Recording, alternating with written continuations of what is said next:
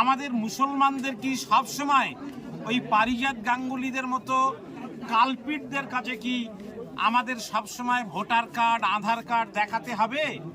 এটা আমি পুলিশ প্রশাসনের কাছে প্রশ্ন করতে চাইছি, আমি সরকারের কাছে প্রশ্ন করতে চাইছি যে কেন তারা সাধারণ মানুষের কাছে ভোটার আই কার্ড, পরিচয়পত্র দেখতে চাইবে? এর জন্য তো আলাদা করে মামলা রুজু হওয়া দরকার।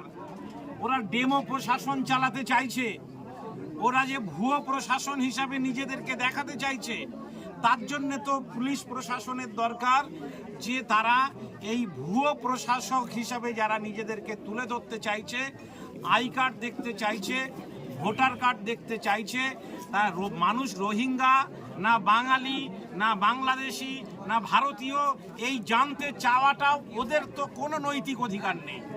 যারা জানতে চাইছে, পুলিশের দায়িত্ব তাদের বিরুদ্ধে অত্যন্ত সক্রিয় ভূমিকা পালন করা।